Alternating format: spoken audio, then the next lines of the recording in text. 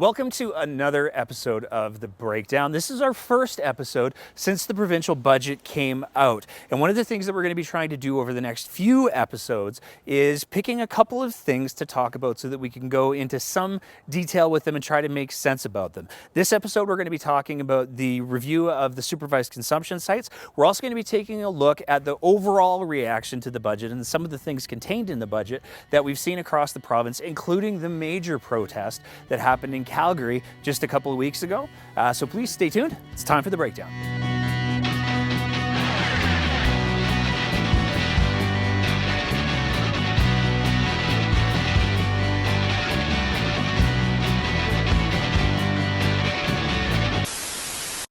Before we get too far into this episode, though, we wanted to kind of touch back to one of the topics that we talked about on our last episode, and that's the Teck Frontier Mine. Now, you might remember in our last episode, we predicted that the Teck Frontier Mine likely wouldn't go ahead because the CEO of Teck even said that there wasn't a good economic case for it. Well, Teck finally pulled the trigger and they pulled the plug on Teck Frontier. Now, there's a lot of different political organizations that have tried to do what they can to spin the whole cancellation of the Teck mine to their advantage, but Teck was actually very, very clear in a letter that they released. Fundamentally, the Teck mine was canceled for two reasons. First of all, it wasn't economically viable. The price of oil currently just didn't support going ahead with the project. But secondary to that, the other big challenge that Teck had in going ahead with the mine was that because there's very little environmental framework in Alberta particularly, but Canada needs to do a better job as well in regards to dealing with climate change and dealing with global warming, they couldn't support a case for it right now. And in fact, if you take a look where Teck's next big investment was after they canceled the Teck Frontier mine, it was actually a solar farm in BC. So big companies like Teck, big energy companies like Teck, are starting to recognize that we need to do a much better job of coming up with a comprehensive plan to dealing with the problem of climate change. And until Alberta starts to do a much better job of that, we're not going to see any of these major companies putting in the kind of major investments that our economy needs. The long-awaited review of the supervised consumption sites has been released by the provincial government. And as expected, for a one-sided review, the results were very, very one-sided. Now, you might remember that when the panel was convened in order to take a look at the impact of supervised consumption sites, or SCS, they were convened specifically being told only to look at the negative social impacts and the negative economic impacts of supervised consumption sites. Well, they've done exactly that, although some of their sources are a little bit questionable. There's a whole lot of problems with this report, and academics across the province are raising a lot of questions, as are addictions experts, as are physicians. Whether we're talking about the fact that the report actually tried to use an article from Avenue magazine to back up the belief that there's been economic downturn, even though Avenue magazine actually said in their own article the reason for that was too many restaurants. It had nothing to do with the supervised consumption site. Whether we're talking about that or whether we're talking about the fact that it seems like there were some panel members who weren't even aware of what the role of oxygen is in dealing with opiate overdoses. And in fact, here's a clip we want to show you from the release. The other responses, such as the oxygen, was that life-saving? In a lot of cases, it was not. How do you know that? That was recorded and reported in the data that we collected. We heard it from individuals at the sites as well, so staff members. They said he administered oxygen. Turns out we didn't need to. You can refer to the report for further information on that. Do you have the answer? Can you answer the question? Would you like to ask the question again? Yes, I asked, in the cases where they administered oxygen, was that life-saving? Or did they say, oh, we didn't need to? You said, no, that's not what saved their life. And I said, oh, did they say, oops, I guess we didn't need to? No. So what was said was the committee heard from individuals at the site when we asked the questions about these administrations of oxygen or pats on the back. It was merely that a staff member, and that doesn't mean that that staff member could have been a support staff, would see that an individual's eyes might have closed, and at which case they would administer oxygen not because they were requested to by the user of the site, but because they felt it might assist the user of the site. Are you Can we saying go- the answers on reversals are We're going to go to exaggerated? the next question, Are please. these exaggerated Can we, accounts? we're going to go I to the think I next answered the question. for you. Are these exaggerated accounts of reversals? I'm saying that it's inaccurate what we found. And do we have other questions? Now, this is one of those rare instances where I can actually speak with some authority on this. As a practicing paramedic in the province of Alberta for the last 10 years, I can tell you with 100% confidence that one of the very first things that I do when I'm treating a victim of an opiate overdose is I apply oxygen. Let's be clear, the reason that people die overwhelmingly from opiate overdoses is because it takes away a person's innate desire to breathe, or their drive to breathe. So they fall asleep and then they just stop breathing. They don't get enough oxygen into their system. Getting them oxygen early can prevent what's a relatively mild overdose from turning into a potentially fatal overdose. So how a panel member could stand and say that oxygen wasn't a life-changing intervention that was applied is really quite mysterious.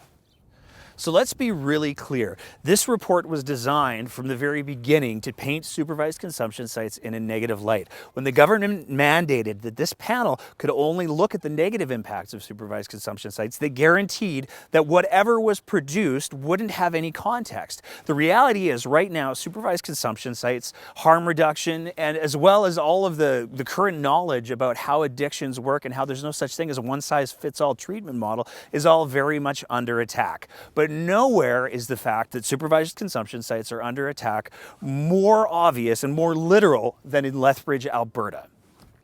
In Lethbridge, at the supervised consumption site there, and actually on the same day that a major protest happened across the province, including in Lethbridge, that was partly fueled by people's concerns about the government's stance towards supervised consumption sites, this was found. This is a real military mortar. This was found in the garbage can right beside the front door of the supervised consumption site. And there was a second one that was found not very far away. This is military grade ammunition that somebody has left at these sites. Now, while this story did get some media attention, it didn't get a whole lot, and it didn't seem to get a whole lot of traction, which is really bizarre when you think about it, because a literal military-grade bomb, two of them in fact, were left in a public space where protesters had been just a couple of hours earlier. Now, the reality is if somebody had left two military-grade bombs at a public school or a recreation center or anything like that, people would have been calling it terrorism, and it would have been all over the news. So we're forced to ask the question, why is it that this wasn't? And the answer, unfortunately, is really quite simple.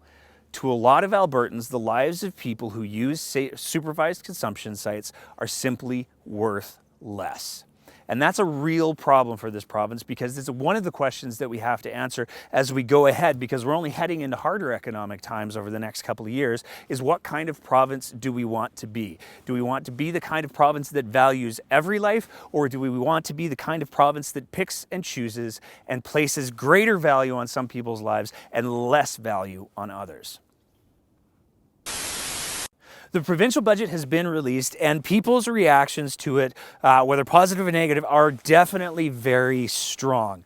Now, there's a couple of things to know about this provincial budget, and like we said earlier, we're going to try to cover off some of the major topics of this provincial budget as we go through the next few episodes, because we want to try to go in depth on some of these things. But there have been a lot of cuts made in this provincial budget, whether we're talking about cuts to low-income housing, whether or not we're talking about significant cuts to firefighter training, in a province that has a very long and bad history with wildfires, whether we're talking about a $4 million additional cut to the Calgary police budget because of changes to revenue. There are some major cuts. One of the other things that was interesting about this budget is we finally did get the answer to the question that we asked last episode about the changing of the ACE schedule.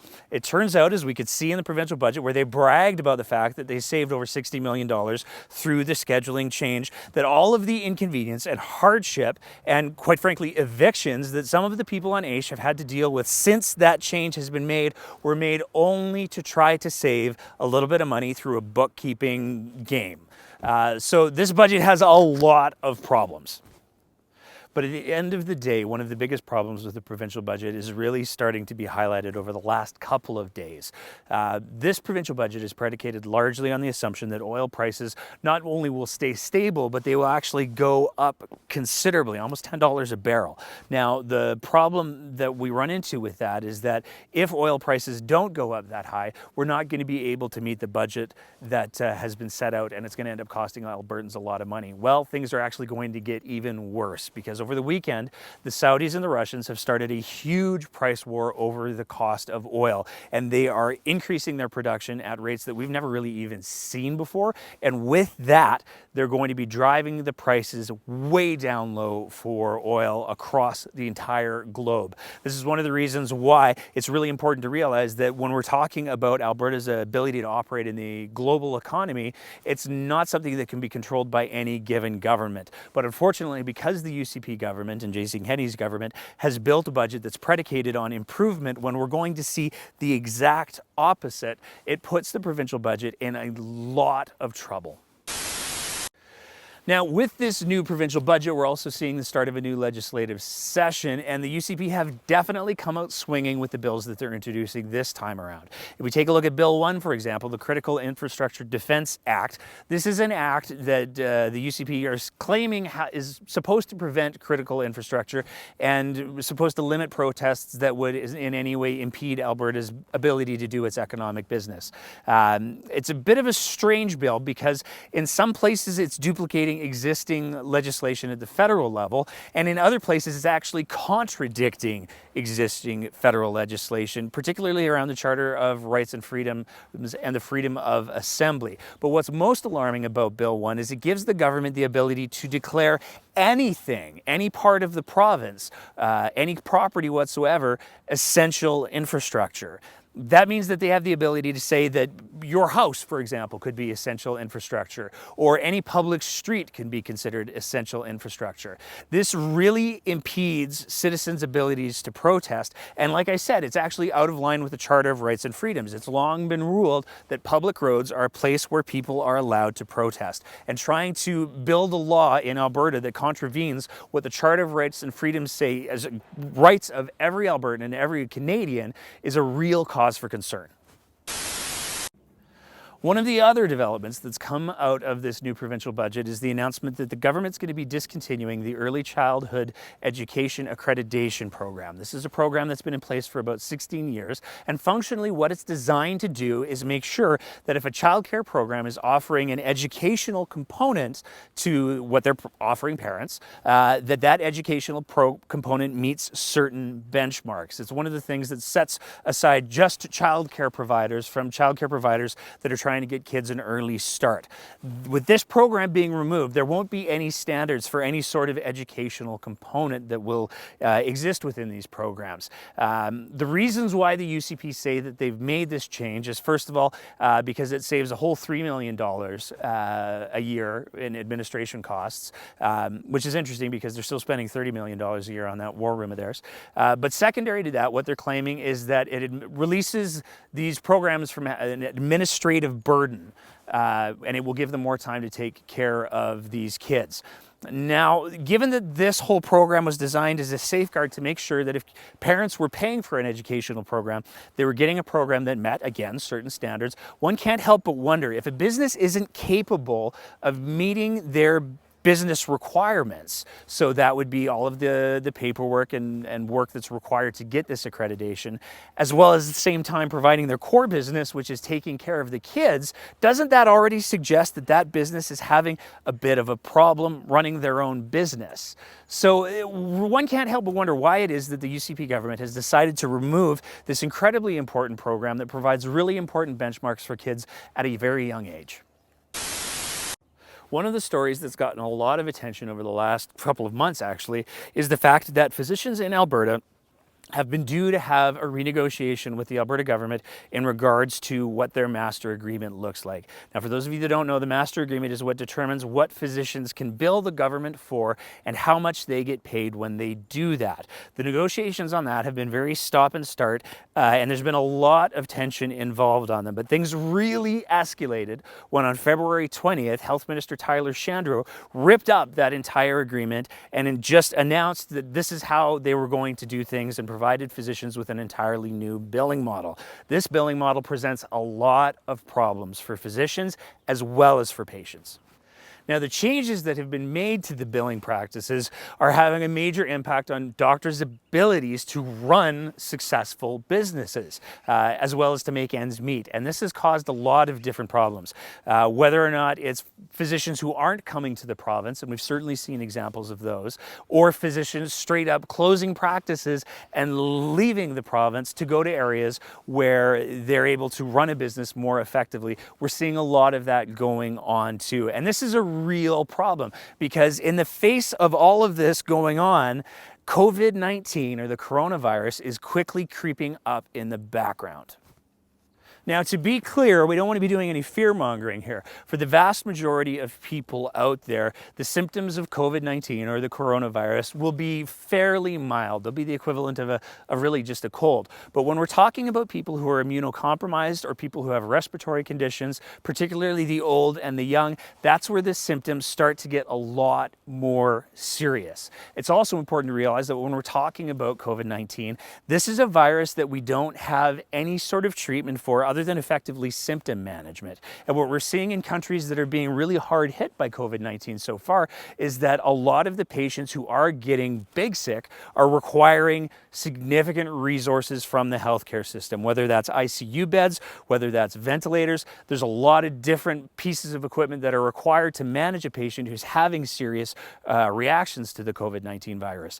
And that's going to present a significant drain on our healthcare system. It's important to realize that when we're talking about who's going to be managing all of those machines, who's going to be managing all of those decisions about what patients get admitted and what sort of treatments are appropriate, we're talking about doctors. So at a time when we're about to face probably one of the bigger healthcare crises that our province has seen in certainly the last decade or so, the government is actively chasing doctors out of the province. It seems like, for the last couple of decades at least, every government has had to face some sort of a crisis. Whether we're talking about the floods in Calgary, whether we're talking about the fires in Fort Mac, or whether we're talking about the long-standing economic crises that our province has faced, the reality is every government has had their first real big test of some kind with some kind of a disaster. And it's very quickly looking like this UCP government is going to have to face a disaster that's not just the economic side, with the price of oil going through the floor, but also with the COVID-19 virus and the significant drain on our already heavily drained healthcare system that that's going to present. The good news is that a couple of days ago, it was announced that the government and the physicians are going to be sitting back down to the table and seeing if they can work out any kind of agreement.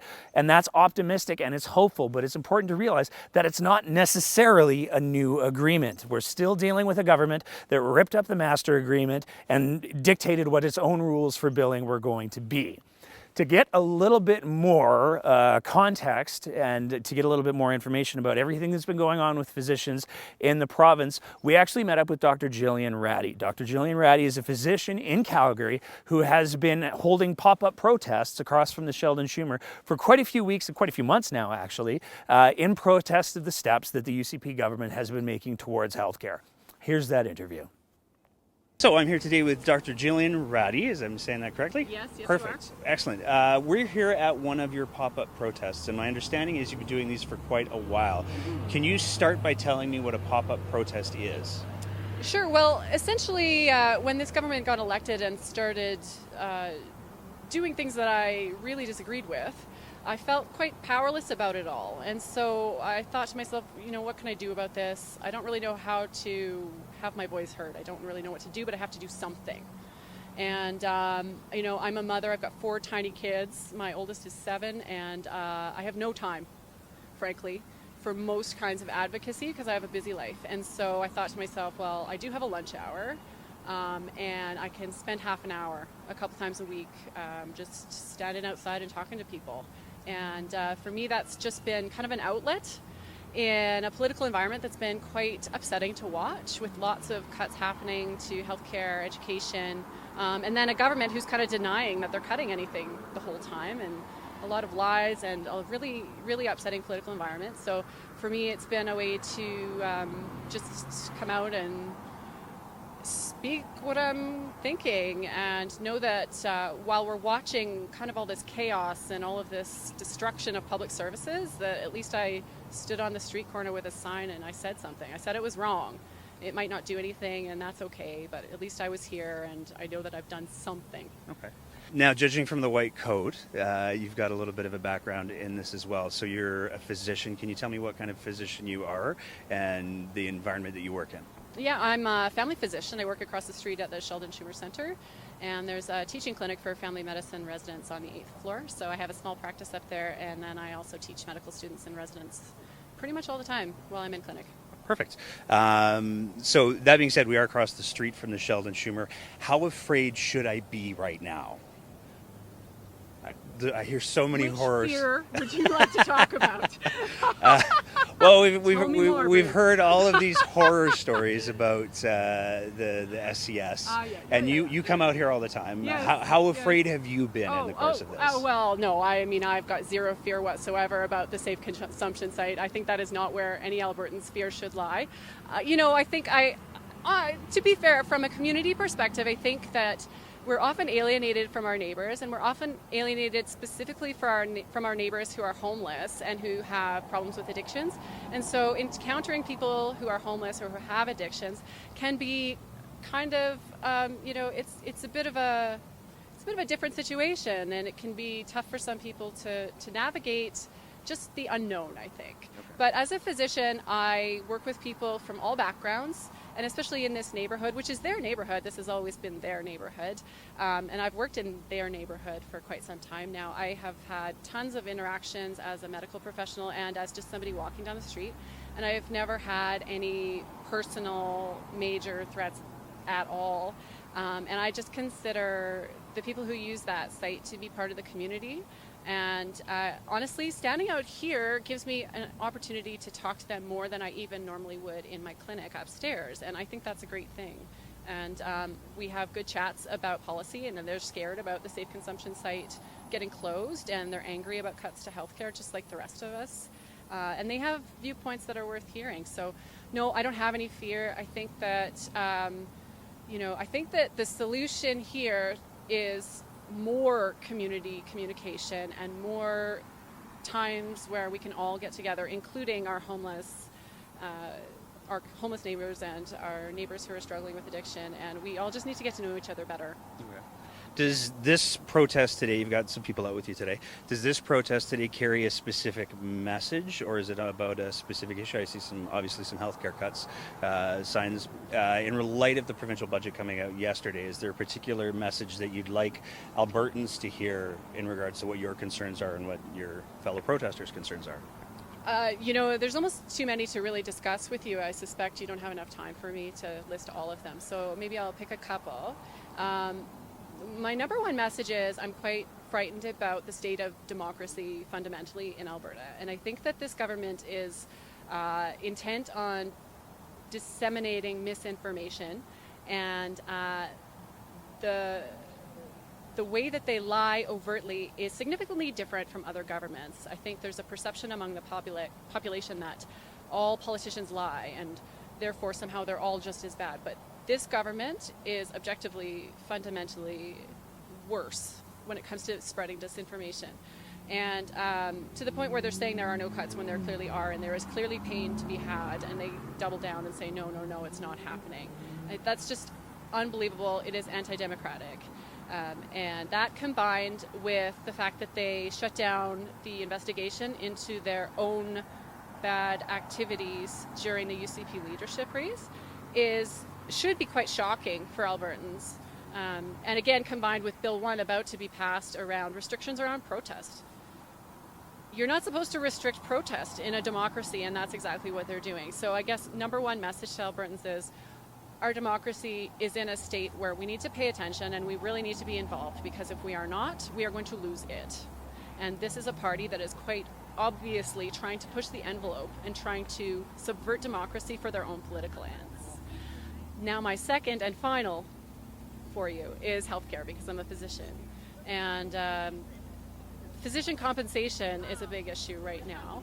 And the government just tore up the agreement it had with the Alberta Medical Association and with physicians around compensation. And they imposed a new contract without taking into consideration much of what we had to say about that. So that's a huge blow to collective bargaining that is definitely scaring teachers, nurses, and any other public sector workers. Now, this, I want to make clear, is not about what doctors are paid.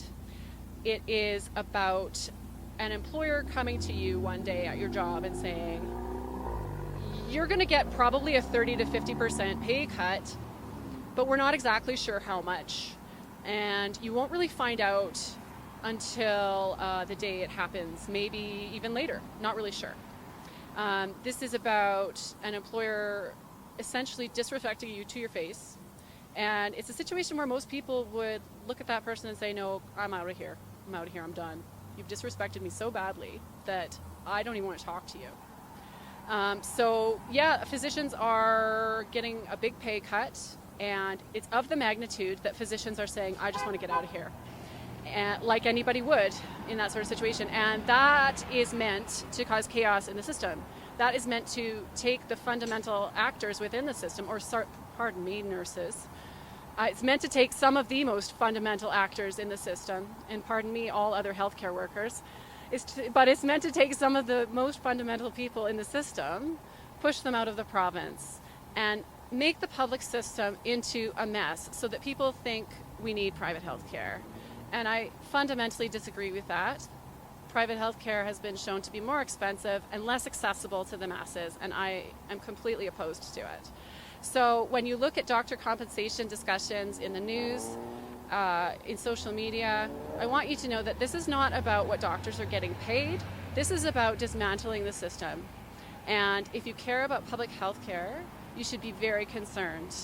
And that's why everybody should come to the rally and the protest marches tomorrow, starting at 11 a.m. at Western Canada High School, proceeding to the Sheldon Schumer around noon, and on to City Hall around 1:30. Perfect. Two other questions, if I may, real quick. One of the big issues that's certainly come up that a lot of people seem to have some misconceptions about is the whole idea of complex modifiers and physicians using those tools to bill more than they're deserved. To the Albertans out there who believe that physicians are taking advantage of billing codes in order to bilk the system, what would you say to them? I would say that that is a government message that was specifically propagated outside of negotiations prior to them ripping up our contract in order to create the public perception that doctors are billing fraudulently in order for them to cut us, such that the public wouldn't be too angry about it. I think that was a very specific political message to vilify physicians. Over many months, that message has been propagated, and it is false. And it is part of a larger goal, just as I said before, to cause chaos in the system, drive doctors out, pave the way for privatization. So no, we are not billing fraudulently when we bill a complex modifier. The contract that we both signed, the government and physicians, says that if you spend more than 15 minutes with a patient, you should be able to bill one complex modifier. And that's what's in the contract. So if we spend more than 15 minutes with a patient and we bill that modifier, it is definitely not a fraudulent use of that modifier. The government has twisted the notion of complex modifier. They are talking about it as if it is meant to be only used for complex patients, whatever they seem to define that as. Who knows? I don't think they have any clue what a complex patient is. But they're saying that we're using it for all the normal patients and not the complex patients. But frankly, even a normal patient, if they have a mental health crisis on top of their uncontrolled diabetes, that's going to take More than 10 minutes. More than 10 minutes, more than 15 minutes, if I'm going to do a good job with it. Yeah. Oh, and I have paperwork too. Don't forget that. So, I mean, I can go much further into the details, I mean, a 15-minute appointment with a complex modifier gives me about $50. So, you know, if you see 4 patients that are worth 15 minutes, that's $200 for an hour. But then most family physicians have a whole office to pay for. The average family doctor's not taking home $200 an hour. No way. They're taking home 65 or 70% of that. Then they're paying their own personal taxes. So I think that this idea of the really rich doctor who's fraudulently billing the system is wholly a government construct that is meant to bolster their own positions around cutting physician pay, forcing physicians out, and creating chaos in a system in order to privatize. Last question I have for you. One of the criticisms that's been leveled against you and some of your fellow protesters, but specifically you, has been that because you have previously ran for the NDP, you have a huge bias in this and you shouldn't speak on it. Yeah. So I'm just curious, how long do you think after somebody's run for public office should they wait before they speak publicly about issues again? So I'm going to reframe that slightly, but I appreciate the frame you gave it. I think that everybody all the time should be speaking out politically. I think that part of the problems that we're seeing with democracy in Alberta are due to the fact that very few people speak out at all, ever. And very few people engage with their elected officials ever. And so elected officials have got to the place where they don't think they have to listen to anybody because nobody talks to them. Or at least only some people talk to them, the people that they think are important. So, you know, I think that everybody should always be allowed to speak. I think the fact that I am a New Democrat doesn't mean that my opinion means nothing. I think that we should all be allowed to say what we think. And I think that just because I have a political affiliation doesn't mean I don't have something useful to say. And that the government is continually trying to imply that I have nothing useful to say simply because I belong to the opposition party is deeply troubling and also reflective of the degradation of democracy in this province. So you wouldn't say that there should be a waiting period then? No, of course not. Matt, No. that one's for you. Thank you so much for your time today. I really appreciate this, and thank you for all the people who have agreed to be on camera, and we'll see you tomorrow. Absolutely. Awesome. Thanks, Bruce. Thank you so much. Nice to meet you. So to be really, really clear, that big rally that Jillian mentioned in the interview is actually past. It happened a couple of weekends ago. So unless you're hoping to hold a pop-up protest like the ones that she's been holding, we don't recommend that you go to those places at those times because you won't see anybody there except for probably yourself. But we did attend the rally and the protest to try to get a little bit of context on what was going on.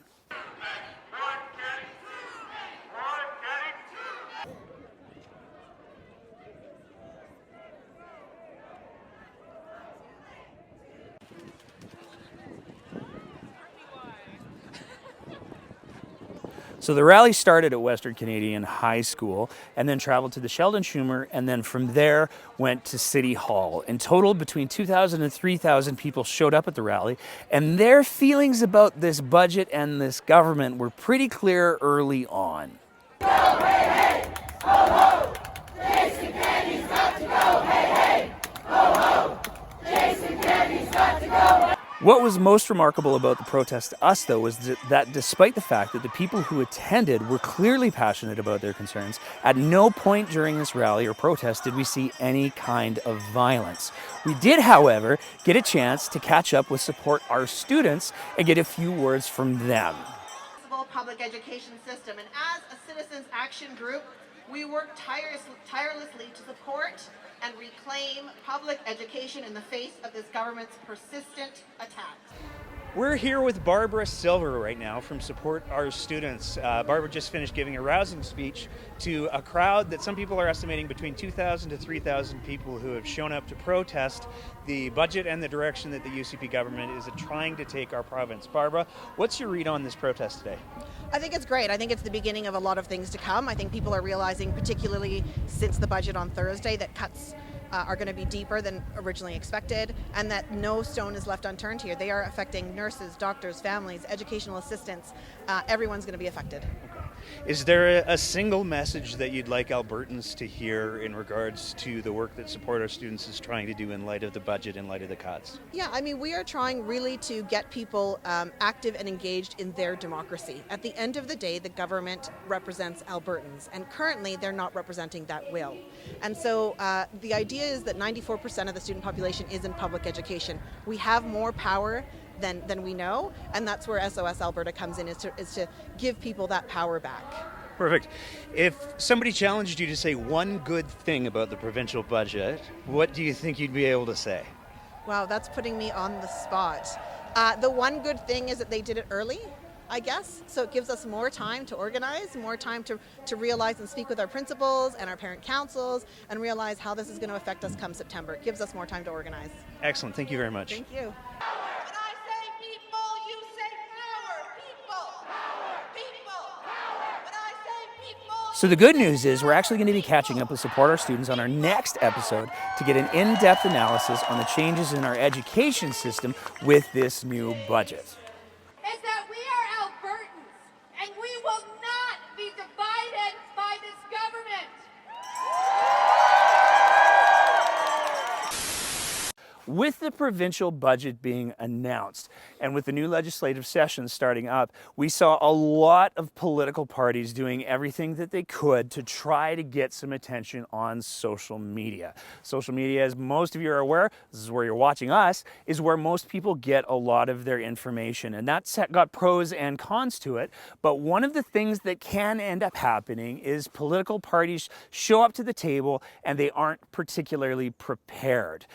We have a couple examples that we want to share of political parties doing social media really, really badly, and that reflecting not only on them, but in our last few examples, reflecting on the entire province. So the first example that we want to talk about is David Kahn and the Alberta Liberals prepared a shadow throne speech. So for those of you that aren't aware, when the legislative session kicks off, there's typically a throne speech that sort of sets the tone for how the government is going to be doing things. The Liberals don't currently have any seats in the legislature, so they're doing what they can to try to stay relevant and to stay in the media. And part of that was this shadow throne speech.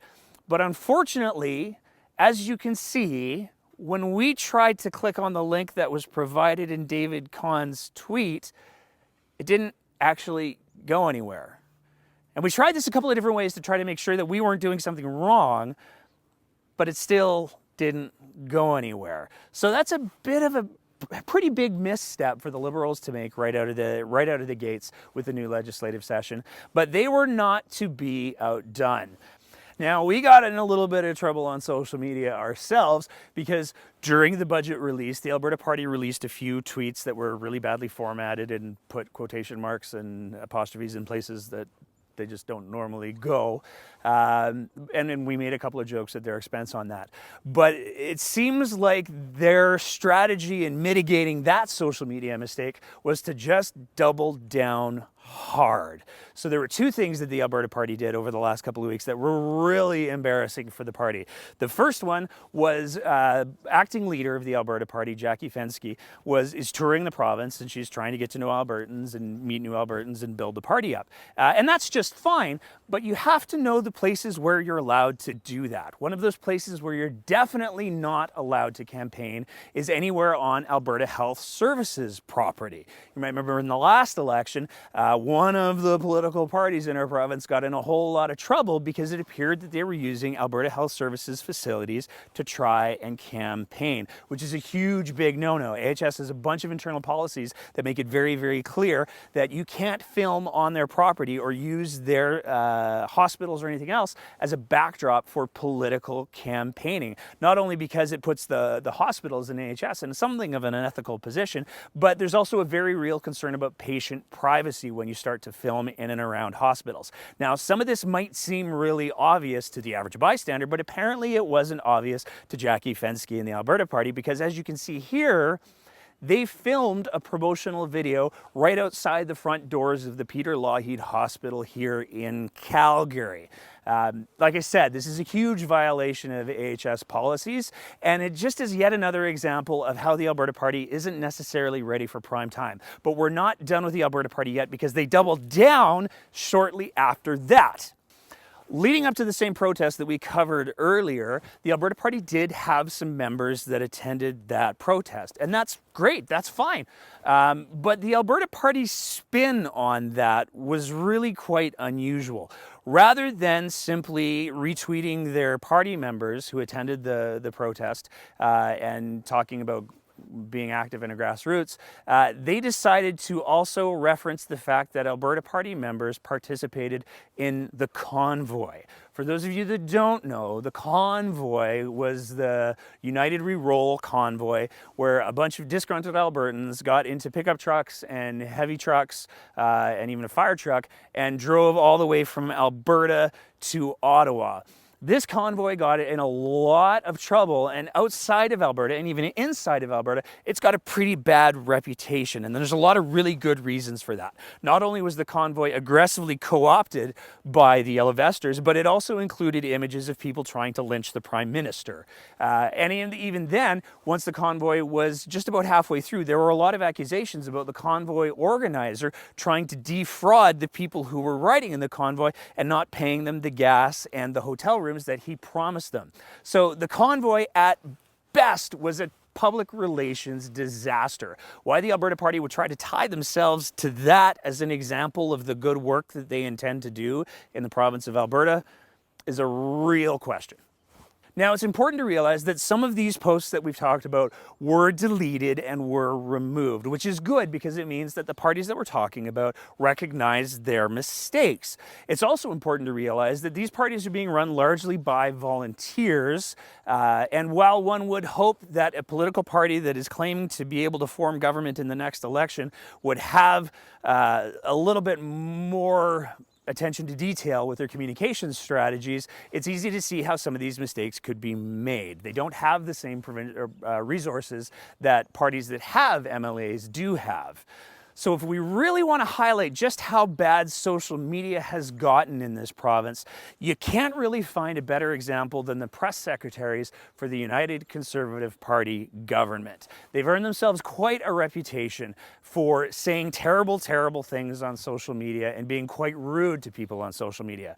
These are people who are representatives of the government, and these are people who are representatives of their respective ministers and ministries. And it seems like somewhere along the way, the idea that you need to have an adult conversation and you should present yourself professionally has gone right out the window. So in order to try to maybe provide a little bit of course correction for some of these press secretaries who appear to have gotten a little bit lost, we couldn't think of anyone better to help us with that than some Grannies. The Breakdown is proud to introduce the following segment and would like to thank the time and the energy of the Calgary chapter of the Raging Grannies for trying to bring a little bit of civility and, dare we say it, decorum back to Alberta politics. A few weeks ago, pretty much all of Canada was concerned about what was happening with the Wet'suwet'en territories. The Wet'suwet'en, they had every good reason not to want to have something just plowed through their territory without their saying yes or no. Perfectly valid. We have reconciliation in this country. People protested in favor of supporting the Wet'suwet'en people.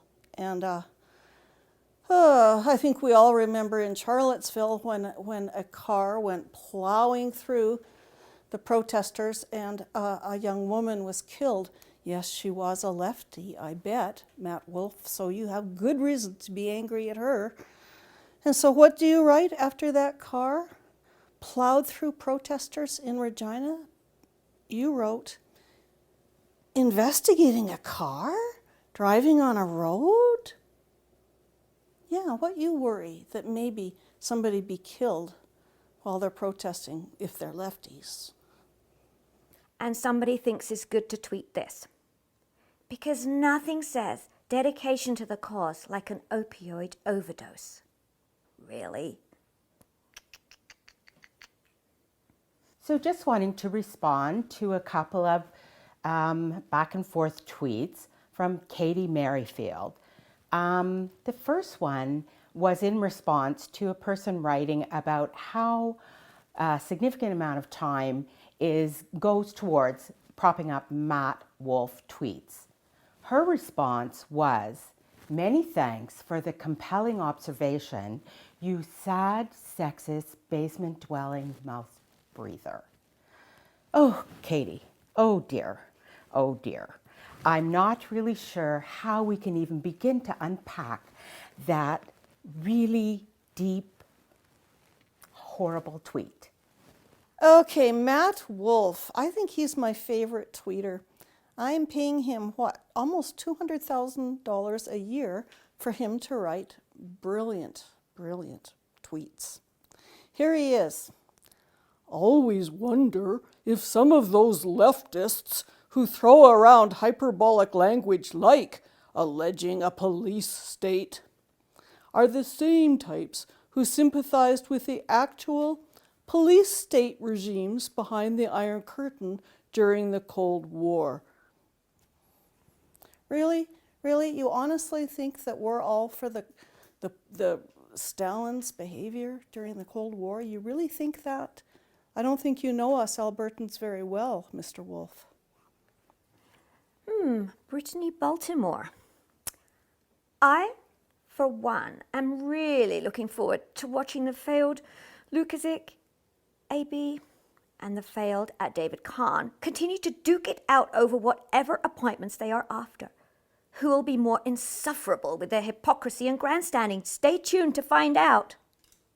Yeah, no, not interested. Who will get the warmer grading from the PM's office? Greta Thunberg or Jason Kenney? Where is the declaration of an economic emergency in Alberta, as opposed to the sanctimonious declaration of a climate emergency in Parliament? Well, Katie, I know for one thing that Greta is always a polite and conscientious young woman. And lately, it seems like we are not getting that same sort of polite and courteous attitude from Mr. Kenney or some of his other helpers, like you, Katie.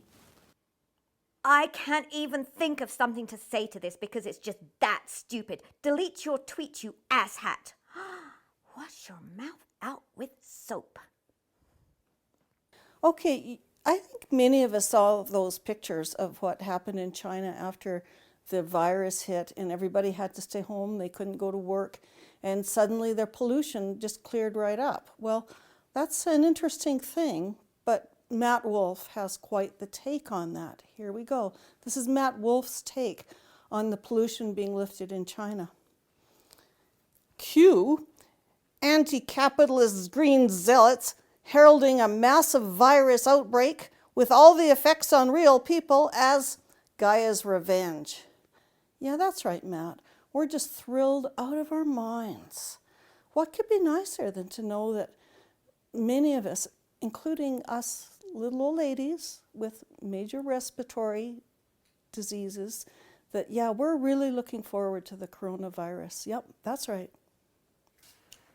And then Samantha Peck. This is a good one. This goes back and forth between Samantha Peck and Marie Renaud. I actually had no idea that was you, but looking back, it makes sense. The looks were because you spent the entire time sitting on the floor of the chamber, a privilege, by the way, looking at your phone, rolling your eyes at your friend. The lack of manners was atrocious. Marie Renaud replies, "Baloney, I was sitting 2 seats away. Here's a photo. All of the guests around us were lovely. Just stop attacking people who disagree with you. Thanks." Another tweet from a public relations person, Michael Solberg. Just take one look at the responses from these well-known NDP proxy accounts, all so brave in their anonymity. And tell me that Twitter isn't a raging dumpster fire full of just the worst kind of assholes. Consider this my request for a thread on what it's like being so bitter you have to lash out at strangers on the internet on the daily. Today, David Egan viciously attacked the first female finance minister in Canadian history. How progressive of that Pathetic little man. So just before we wrap up the show, I just wanted to take a quick second to remind everybody that if you have the time and if you can spare the cost of a cup of coffee, please visit our Patreon page and sign up to be a supporter of the show.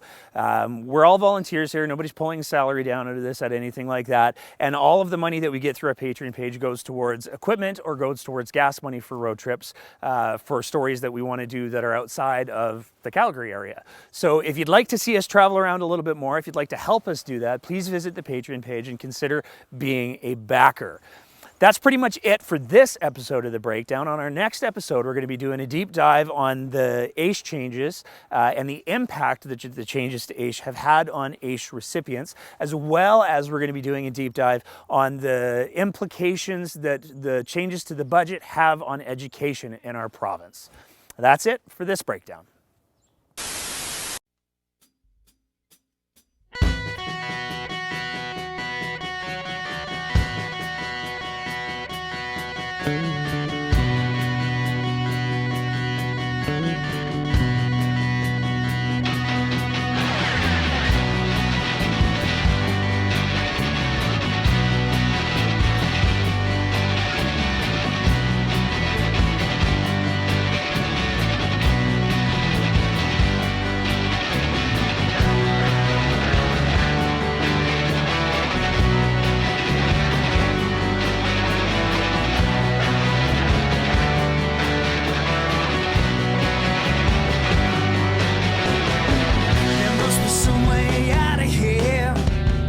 Said the joker to the thief. There is too much confusion here, and I can't get no relief. Businessman, they drink my wine. Plowmen dig my hearth. Nothing any along the line. No any of that is worth.